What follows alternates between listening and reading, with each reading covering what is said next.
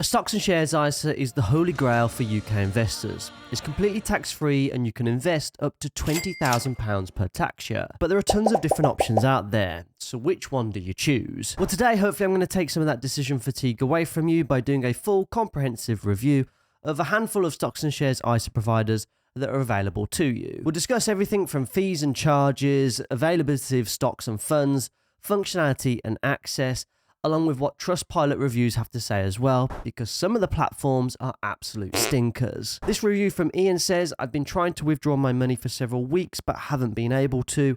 I've sent messages which are unread and been given timelines for remedies not met. Something is wrong here. Now, I certainly agree with Ian, something is probably wrong here. Hopefully he's just not got tens of thousands of pounds locked up away with a broker, which he can't get his money back from.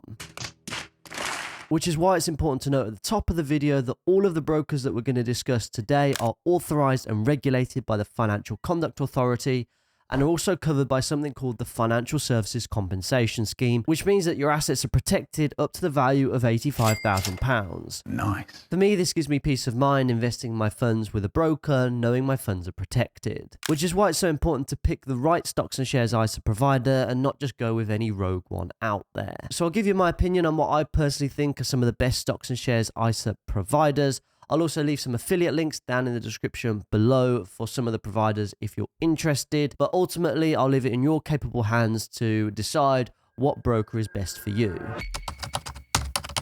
Founded in 2003, Trading212 have been one of the breakthrough providers offering commission-free investing for the retail investing community. It's a brand that's grown its product base from CFD trading.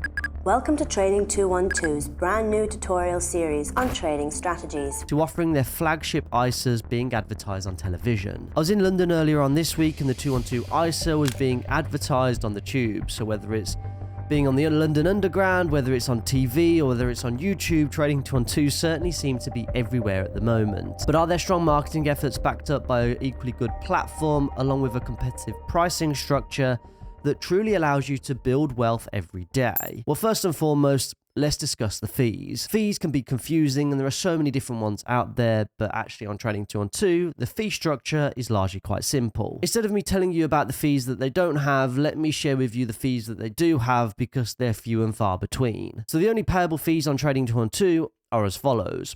Firstly, you've got the foreign exchange or the FX fee of 0.15%. Now this is when you need to say convert your Great British pounds into United States dollars in order to buy shares in Apple. Plus, they've got a 0.7% deposit fee when you deposit funds into your account via a card, Google Pay, and Apple Pay.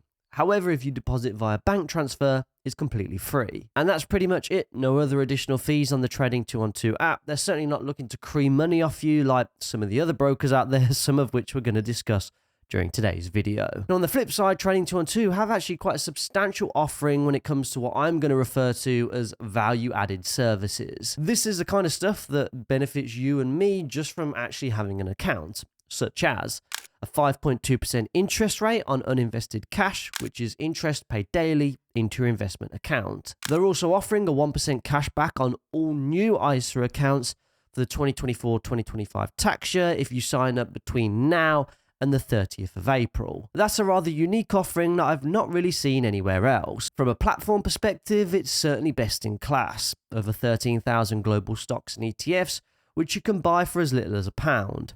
A simple to view portfolio with clear profits or losses on each position, along with a clear asset allocation too. Functionality on the platform is rich with your ability to create a Trading212 pie, which allows you to select a portfolio, select your allocation, and then see what the forecasted future value of that portfolio would be based on a set criteria. They have one of the best Trustpilot score to review ratios of 4.6 with over 26,000 reviews, which I think certainly speaks volumes about the platform. Now, there are your usual customer services type issues which you see, but they are fairly few and far between, and for the most part, 88% of people have rated Trading212 a 4 or a 5 star.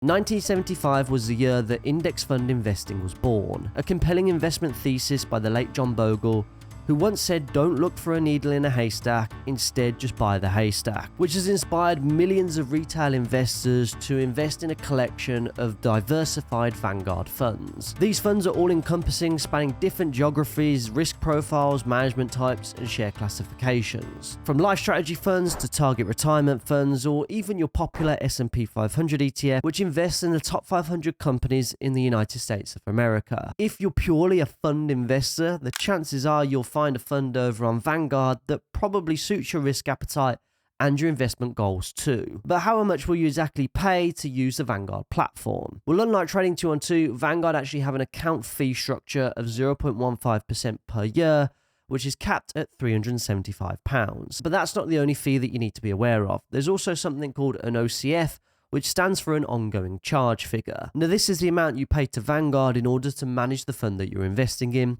and that figure changes fund to fund. As an average, you're looking at about a 0.2%, but to give you a couple of examples, the life strategy funds have an ongoing charge figure of 0.22%, target retirement funds are 0.24%, and the well-loved S&P 500 ETF is just 0.07%. So it's a case of low-cost index fund investing, which the greats like Warren Buffett certainly advocate. Now, there are only really two negatives that I can personally see from the Vanguard platform.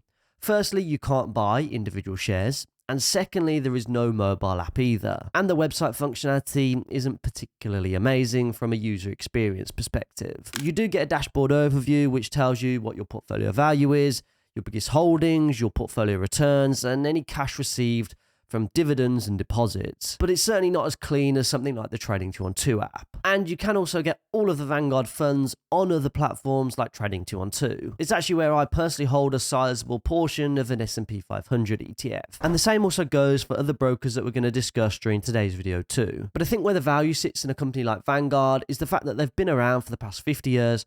Chances are they'll be around for the next 50 years in the future too. They've got a Trustpilot score of 4.1, which is largely positive. However, there has recently been a mass influx of negative reviews thanks to largely poor customer service as a result of people wanting to move their ISA accounts. Nick has shared that he started an ISA transfer back in December. 2 months later, it's still ongoing. Sent messages but got no replies, sent more messages and got even more no replies. He said, "I understand the platform is low cost and don't expect amazing customer service, but the lack of response is making me regret transferring my ISA. Now the process is underway, I feel locked in. So think carefully about using Vanguard as your platform of choice." Now, whilst there are some kind of poor customer reviews on the platform, this recent parliamentary statement, well, actually it's not quite recent, it's probably about 3 years old now, shows that Vanguard has $5 trillion in asset under management as at the end of 2020, which for context is greater than the total value of the UK stock market. So they're obviously doing something right in terms of attracting the right customers to the platform and retaining that custom too. And in my opinion, as a user of the platform, it is generally solid all round and kind of just does what it says on the tin, which is great for the completely passive investor. A UK-based investment broker founded in 1981 are another legacy broker that you can choose. And they're actually so big that they're a company that's listed within the FTSE 250. So you can actually buy shares in a company that's sole purpose is to help you and me buy shares in other companies. But how exactly do they stack up as a platform? Well, not too bad actually if you've got a huge portfolio. On the flip side though, if you're just a smaller investor investing a couple of £100 a month, it's probably not going to work out all too well for you. Let me explain. Their account fee on funds is 0.45%, which tiers down the more money that you have invested. If you've got a £2 million investment portfolio, then they won't charge you a penny. But if you hold shares on the other hand, it's £3.75 per month as a maximum, or 0.45% on balances under 10k. So if say you've got 10k in funds and 3k in shares, your monthly fee would be about £4.88. But where they really sting you is in the dealing fees. The more active you are, the cheaper it gets. But if you're making less than 9 investments per month, then it's going to be £11.95 per deal. Now, if you've got a pot of £2 million and you're investing into one global index fund per month, then you're probably not going to get your knickers in a twist about paying £11.95 in fees, which is the equivalent to about £120 a year. Because actually it would be cheaper to have an account with Hargreaves Lansdown than it would pay a 0.15% account fee over on Vanguard UK. But obviously, we've not all got a 2 million quid account value, despite how much we'd love to have one. I like it. And because of this, for a smaller portfolio, the amount that you'd actually be paying out in fees probably really isn't worth your time investing. A review from Lucy says that buying and selling fees were not overly obvious. They're £11.50 each. Would have made one large investment instead of 4 smaller ones had I've known. As of out of a £200 split across 4 investments, I've immediately lost £92 before I've begun. I've got nothing left. Now, if she's only bought 4 investments, I'm not quite sure how she racked up £92 in fees, but nonetheless, you kind of get the picture that big fees for a small account isn't really worth your while. I think ultimately each broker kind of has their own lane. If I'm honest, Hargreaves Lansdown is very much tailored towards your kind of higher net worth individuals who have larger account values. Whereas Trading 212, along with a couple of others, with their commission-free investment model, actually works a lot better and opens up the world of investing for far more people, regardless of how much money you have to invest. FreeTrade is another slick and intuitive platform with over 1.5 million customers. But how do they stack up on fees and the cost of investing? Well, FreeTrade were actually operating under a very similar model to that of Trading 212, but as of recently, things have changed. As of right now, you've got 3 different accounts. You've got a basic account, which is a general investment account, where you can start investing for free, versus the standard account, which is $5.99 a month, where you get an ISA account included.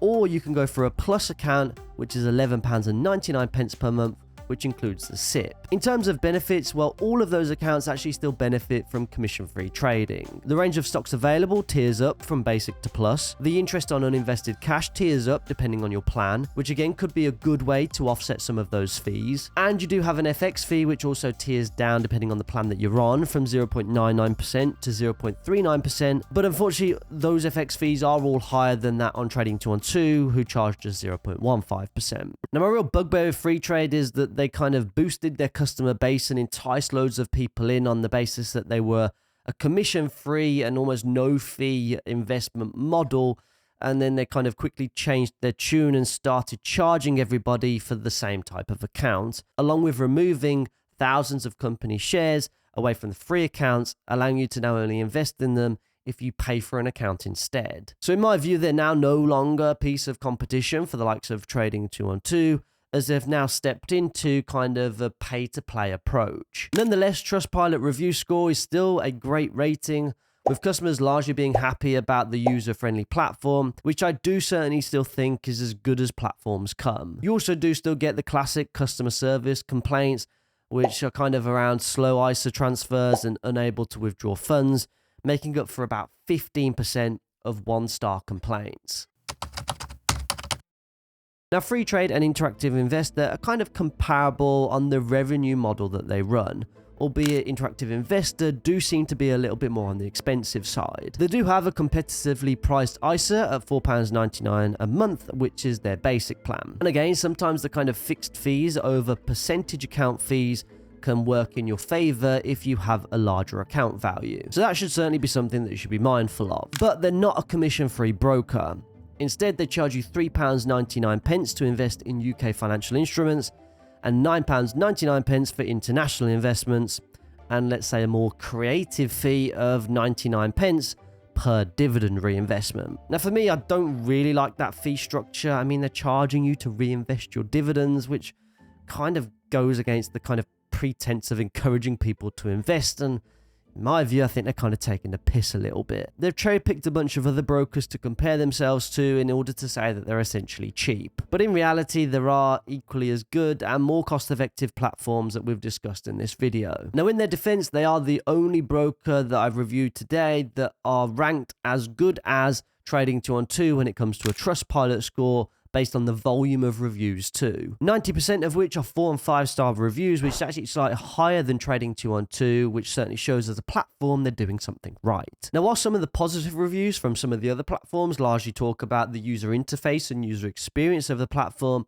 where I think Interactive Investor really stand out is their great customer service. Literally, most of the positive reviews are about receiving good customer support, so kudos to Interactive Investor for that, as it's something that some of the other platforms certainly aren't as good at as they should be. I guess it's kind of a case of you get what you pay for. It may be a little bit more expensive, but you're going to certainly get a little bit better of an experience should you run into any issues.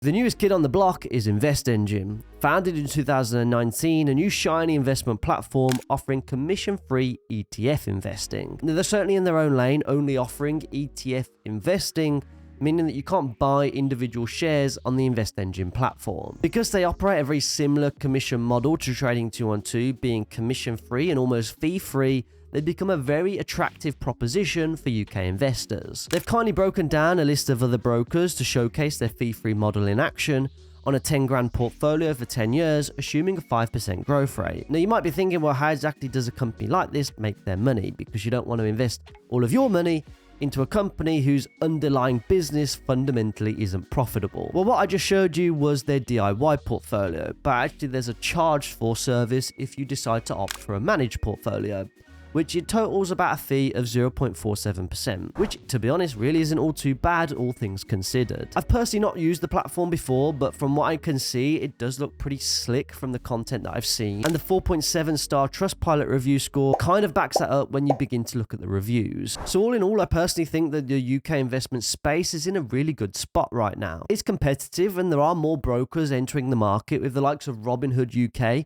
recently announcing their launch just last week, which I guess can only be a good thing for us as investors, as the kind of pressure mounts up on all of these brokers to continue to offer the best product and the best service to all of us. Hopefully from the research that you've done and from watching this video, you've been able to now decide which broker is the best broker for you. If you have any questions, leave them in the comment section below. Subscribe to the channel whilst you're over here. But one more word of caution: make sure that you don't make the common ISA mistakes that many people are making right now. So to make sure that you don't make them, be sure to click on this video next. With that being said, see you over in the next one.